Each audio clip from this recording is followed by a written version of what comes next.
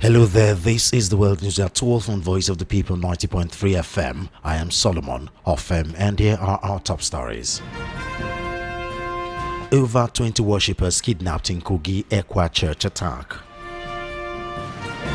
Dangote accuses NMDPRA CEO Farouk of corruption and seeks CCB probe. ECOWAS threatens targeted sanctions over Guinea-Bissau coup. Presidency and opposition clash over alleged weaponization of EFCC.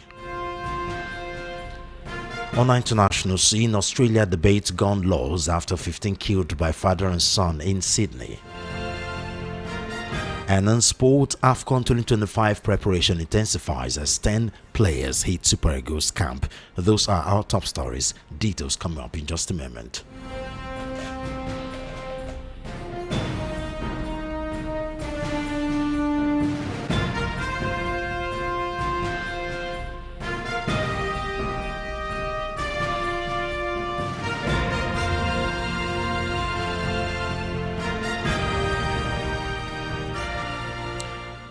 We begin the world news at 12 with an insecurity story, as no fewer than 20 worshippers were abducted on Sunday, December 14, 2025, after gunmen attacked the first ECWA church in Ayetoro Kiri, Kaba, Bunun local government area of Kogi State.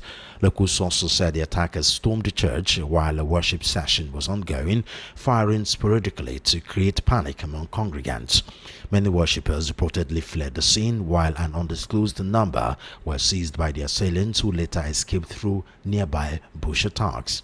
The attack threw the otherwise quiet community into chaos, with residents describing widespread fear and confusion as the incident unfolded. The abduction was heightened as heightened concerns over worsening insecurity in parts of Kogi State, where repeated attacks on rural communities and places of worship have left residents increasingly anxious and calling for stronger security measures. One person, identified only as JJ, was killed during the attack, while several worshippers were reportedly abducted. This incident marked the second attack on a church in Okun land within weeks, heightening fears among residents and worshippers across the area.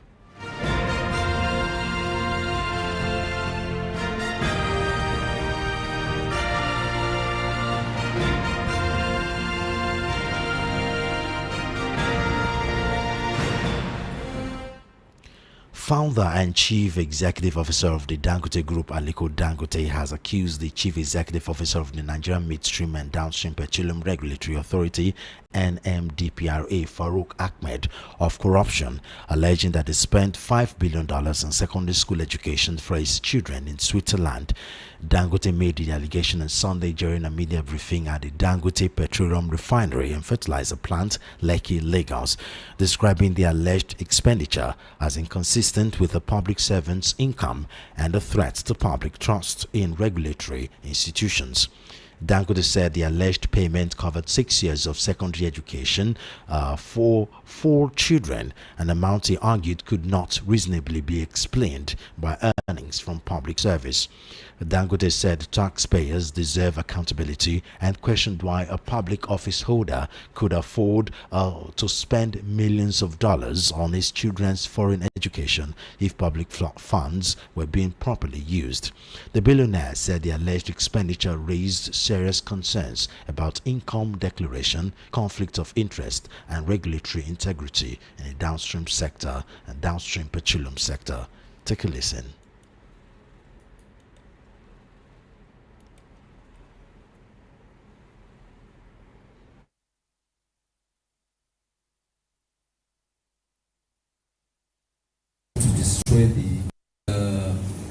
The issue is that what I'm just saying, the key message is that I think we are allowing Farouk to destroy the economy of Nigeria, and I think we should not allow him to continue sabotaging and destroy the economy of Nigeria. Like what I keep saying, that look, we have a refinery. Even if Farouk will be there for the next 100 years, we cannot close this refinery. Even at a loss, we have to continue to run the refinery. It's too big to allow. I mean, have you ever seen an airline that's losing money that will go and just shut down. They won't shut down, and they will continue struggling, praying for a better day to come. That better day will come. Okay, so what's the key message? The key message, I think, Peru should not be allowed to continue to destroy the economy of Nigeria. That's number one. Number one, B, C, D, E, F. It is that he has to be charged to either CCB. No, it's CCB, I think. No, Code of Conduct Peru. Because they have his returns, he must have filed and, register what he had, and so he needs to tell, because he's been working for government all his life. So he should tell, I know what it is. I told you earlier, I will not be able to afford sending 4 of my children to a secondary school, not university, to a secondary school to Switzerland.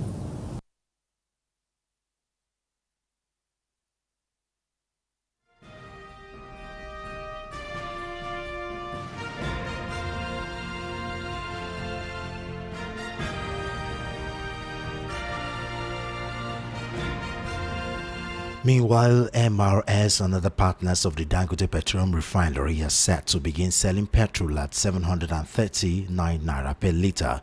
This comes 2 days after the refinery slashed its petrol gantry price from 828 naira to 699 naira per litre. Speaking at the press briefing at the Lekki refinery on Sunday, the president of the Dangote Group, Alhaji Aliko Dangote, said he was aware that despite lower gantry prices, some filling stations often choose to keep pump prices high, thereby sabotaging its effort. According to him, MRS would commence the sale of petrol at 739 naira per litre from Tuesday, while other partners will follow. Dangote alleged that some officials had met with certain marketers and encouraged them to keep prices high in order to frustrate the price reduction, stressing that he would fight to enforce the new price regime. Dangote said transporting petrol from the refinery cost no more than 15 naira per litre, questioning why pump prices would rise as high as 900 naira per litre. He also accused the Nigerian Midstream and Downstream Petroleum Regulatory Authority of issuing 47 import licenses to bring in more than 7 billion litres of petrol in the first quarter of 2026, a move he said was killing local investment. The billionaire businessman assured Nigerians that the 739 naira per litre would be enforced beginning with MRS stations on Tuesday. West African Regional Bloc ECOWAS on Sunday threatened targeted sanctions on anyone obstructing Guinea-Bissau's return to civil rule following last month's coup. The announcement came as presidents from across the region met in Nigeria for a biannual meeting whose agenda was dominated by 2 recent coup attempts, a successful military takeover in Guinea-Bissau and a failed putsch in Benin. ECOWAS Commission President Omar Aliu Toure told reporters at the end of the summit held in Nigerian capital Abuja that the regional peacekeeping force deployed in Guinea-Bissau, a small coup-prone West African country since 2022, was authorized to provide protection to all political leaders and national institutions. The twin disruptions of civil rule last month in Guinea-Bissau and a week ago in Benin have rattled the economic community of West African states, which condemned both at Sunday's summit. The failed putsch in Benin saw Nigeria deploy fighter jets and troops alongside soldiers from the Ivory Coast to shore up the civilian government. ECOWAS has said more soldiers are on their way from Ghana and Sierra Leone. ECOWAS was previously hit with a string of coups between 2020 and 2023 in Burkina Faso, Guinea, Mali, and Niger, all of whom are still under junta control. Sunday's summit was organized before the 2 recent coup attempts, but both were high on the agenda, as were the December 28 elections in Guinea. Junta leader Mamadou Doumbouya ran for office there despite an earlier promise not to. An exiled opposition leader and former Prime Minister Asulu Delane Diallo has been excluded from the polls. Toure nonetheless said ECOWAS hailed Guinea's polls as significant progress in the transition process. Also on that discussion was security in the Sahel region, where jihadist groups are waging insurgency in Burkina Faso, Mali and Niger. Under junta rule, the three countries left ECOWAS and formed their own group, the Alliance of Sahel States, AES. Last week, Toure called for negotiations with the AES over shared security concerns as the conflict continues to spread south.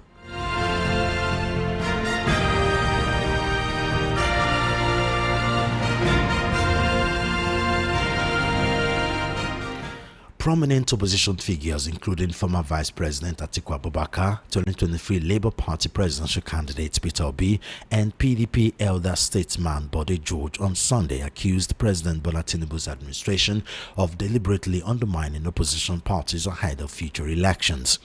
In a joint statement released on Sunday, also signed by ADC National Chairman David Mark, former APC National Chairman John Odige Oyegu, and Lawal Batagawara, the opposition called for an independent audit of the federal, state, and local government accounts from 2015 to 2025, alleging that state authority is being weaponized against political opponents rather than used to combat economic crimes.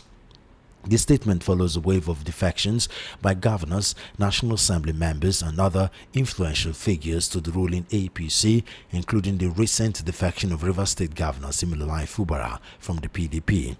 The opposition claimed that major national institutions, including the Economic and Financial Crimes Commission (EFCC), Nigerian Police, and Independent Corrupt Practices and Other Related Offences Commission (ICPC), are increasingly being used as instruments of political intimidation, selective enforcing justice against opposition figures, while shielded ruling party members.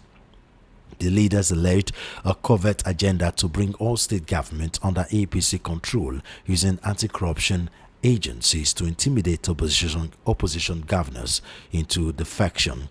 In response, the presidency on Sunday rejected claims that President Tinubu is weaponizing the EFCC, describing the opposition's attacks as scapegoating by a dying political party and failed assailants and failed aspirants, rather regrouping on an unstable platform. In a statement signed by Special Advisor on Information and Strategy Bayo Onanuga, the presidency accused critics of seeking cheap political gains by alleging a threat to multi-party democracy because politicians are freely joining the APC.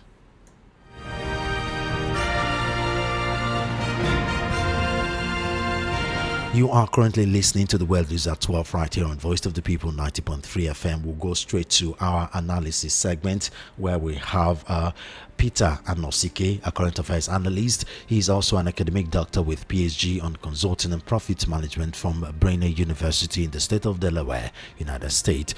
He is the author of the book Abuse of Power: How Democracy Turned into Tyranny of the Few. Dr. Anosike, it was a pleasure. Thank you very much for joining us on the News at 12. Thank you for having me. Let's go straight to the first topic for discussion, which is obviously the attack that happened yesterday in Kogi at ECWA church attack. If there's anything, we've talked a lot about the increasing insecurity situation in Nigeria and how they've gone from bad to worse, and I don't even know what else we can say anymore other than the fact that this kidnapping is really big and lucrative business that the federal government obviously are powerless to stop. Well, the issue, it is spreading. It is spreading, and from Benue, it has entered Kogi, Kwara. It will continue that to spread. Very soon, it will be in Enugu State. Understand? So, and that's a very scary thought. But it's a fact. It's a reality. So this government should ask for help. It is not a shame. It's not that to ask for help. Tinubu government is overwhelmed. They have no answer to the insecurity situation in the country. So it's best they admit their failure and then ask for help, because I don't see this in stopping anytime soon. I mean, whether they ask for help or not, the United States President Donald Trump has said, I mean, he will come in guns blazing to vanquish this insurgency. What's the latest on that, though? It looks like that has quieted down a little on that front. No, there was an investigation. They came that to Nigeria, and the congressman is preparing his document to brief Donald Trump. So it should be after the briefing that decision will now be taken. Now, if that's the case, it means the federal government has been cooperating with these investigators from the United States and delegates from the United States to see how this will be, dealt with. They have no alternative because they are overwhelmed. They don't have any answer at all to what we are going through at this point in time. But they do have the answers, though. I mean, if what we've been hearing is anything to go by from security experts, and I mean, there have been allegations on all fronts that starting from the last administration, they know these people. If they really want this insecurity to end, they know what to do. But the political will is not there to do it. So it's not a matter of they don't know what to do or who to target. It's just a matter of, will they do it, and can they do it, is the situation and the question, rather. Mind you, the terrorists that were captured in Kwara State said that they got their guns from the government. So it is not easy to when you give somebody a gun, taking it back is not always easy. So mind you, in 2015, Jonathan said that Boko Haram is even in his own cabinet, or they are still there up to today. So some powerful individuals in government are behind this, and they are still in government. I wish you can talk more on that, but because of time, let's go straight to the other topic for discussion, where ECOWAS. And I mean, we're talking about a situation where our federal government is overwhelmed and powerless to stop insecurity in Nigeria. But apparently, the same federal government that can't fight insecurity knows how to stop a coup attempt in Guinea-Bissau, which is obviously one of the biggest topics at the meeting that was held in Abuja yesterday by ECOWAS. Nigeria had become an errant country for France, because we went to Benin not for the interest of Nigeria, but for the interest of the French government, understand? Which is very, very unfortunate. So it seems that this current government wants to hand over Nigeria to Emmanuel Macron. So that is the issue at stake. As we speak, they want to hand over our finances to French government. So Emmanuel Macron is losing control of Africa. He doesn't want any military intervention, because his fear is this: if another country goes, what the decision that Niger, Mali, and Burkina Faso took, the military government will also take it. So Tinubu has to run to make sure that didn't happen. It seems ECOWAS is doing the same thing, expecting for a different result, because this is exactly what happened. There were coups in those other country. ECOWAS suspended them from ECOWAS. They were sanctioned. They formed their own organization. Sahel, AES. Exactly. And then ECOWAS is trying to renegotiate with them, if not for anything, because of the insecurity going on in the Sahel region. It's like this is deja vu all over again, doing the same thing with Guinea-Bissau. Insecurity is going on everywhere, everywhere, both in Nigeria and in other countries in West Africa. So we shouldn't say that insecurity is going on in the Sahel region. It's going on everywhere. And the economy of those countries are now better than it was when it was under civil rule. The economy of Burkina Faso, Niger, Mali are now far better than when they were under civilian government. So every country should mind their own business. The Dangote has accused Farouk Ahmed, that the CEO of Nigerian Midstream and Downstream Petroleum Regulatory Authority, of corruption, spending $5 billion on secondary school education for his children in Switzerland. What do you think of that allegation?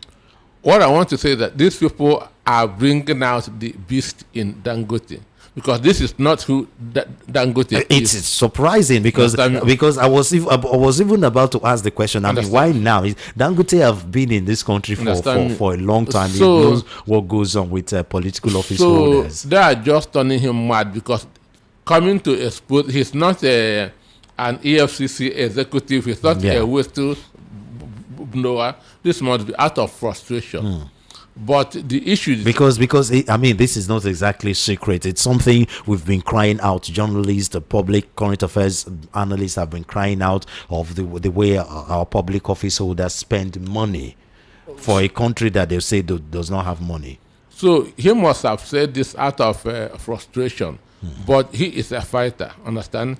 He is a fighter. He is always optimistic, and I know that very soon all these things will be over. Very soon, all these things. Dangote does not believe in impossibility. So I know that at the end of the day, he's going to win. But what do you think about the pump price reduction of 739 naira? I mean, this is unprecedented, because we know at this time of the year prices of everything goes up, including petrol. This is the first time in a long time. I mean, the price is still high, but this is the first time in a long time that there is a clamor for reduction in pump prices at festive period. But those times we don't have our own indigenous refinery, so the game has changed. The game is, and this is one of the advantages that Nigeria has by having our own something that we can say this is our own. And apart from that, he's been sabotaged by depot owners and petroleum market dealers. So I feel as time goes on, petrol will send at 500 naira in this country. Amen. Thank you very much, Dr. Anosike. It's always a pleasure talking to you. Thank you very much. Thank you for having me. That was Peter Anosike, a current affairs analyst. Is also an academic doctor with PhD on consulting and profit management from Brainerd University in the state of Delaware, United States. He's the author of the book Abuse of Power: How Democracy Turned into Tyranny of the Few.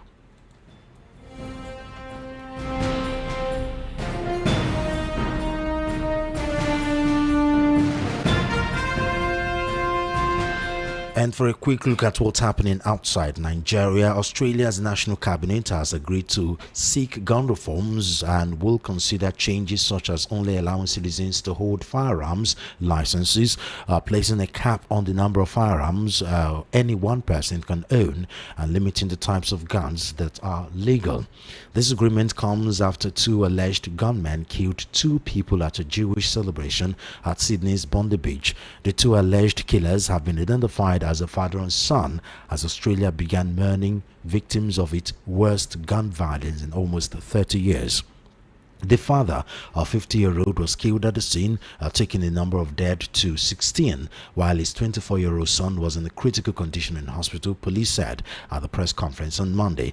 The father and son were identified as Sajid Akram and Naveed Akram, respectfully, by state broadcaster ABC and other local media outlets. Officials have described Sunday's shooting as a targeted anti-Semitic attack. 40 people remain in hospital following the attack, including 2 police officers who are in a serious but stable condition. Police said the victims are aged between 10 and 87. Witnesses said the attacks at the famed beach, which was packed at a hot evening, lasted about 10 minutes, sending hundreds of people scattering along the sand and into nearby streets. Police said around 1,000 people had attended the targeted Hanukkah event, which was held in a small park off the beach. A bystander captured on video tackling and disarming an armed man during the attack has been hailed as a hero whose actions saved lives. And now to sports news. No fewer than 10 players have reported to the Super Eagles camp as preparations begin for the 2025 Africa Cup of Nations AFCON. The Super Eagles camp officially opened on Sunday at the Renaissance Hotel, Cairo, with all coaches and backroom staff already in attendance ahead of the tournament. Goalkeeper Francis Uzo was the first player to arrive, touching down shortly after 2 a.m. local time, signaling the start of full squad mobilization. Uzo was named as one of the 3 goalkeepers in head coach Eric Chelsea's 28-man squad, marking his return to the international team setup after more than a year on the sidelines. Stanley Wabali followed as the second arrival, while Fisayo Dele Bashiru and Ebenezer Akinsomiro later arrived to raise the number in camp to 4. 6 more players, Amos Obasoge, Semiaja, Yademola Lukman, Igbo Ogu, Bryce Bright, Osei Samuel and Tochukwu Nadi arrived later, bringing the total number in camp to 10. More players are expected to join in the coming hours as Nigeria intensifies preparations for the continental showpiece. As part of their preparations, the Super Eagles will play a friendly match against the Pharaohs of Egypt on Tuesday at the Cairo International Stadium. Nigeria will head into the 2025 AFCON looking to build up on their runners-up finish at the last tournament, where they lost 2-1 to host Ivory Coast in the final. AFCON kicks off in Morocco on December 21 and is expected to end on January 18, 2026. And just before we go here again, our top stories. Over 20 worshippers kidnapped in Kogi ECWA church attack. Dangote accuses NMDPRA CEO Farouk of corruption and seeks CCB probe. ECOWAS threatens targeted sanctions over Guinea-Bissau coup. Presidency and opposition clash over alleged weaponization of EFCC. Outside Nigeria, Australia begins debates gun laws after 15 killed by father and son in Sydney. And in sport, AFCON 2025 preparation intensifies as 10 players hit Super Eagles camp. And that's the world. These are 12 on Voice of the People 90.3 FM. I am Solomon of FM.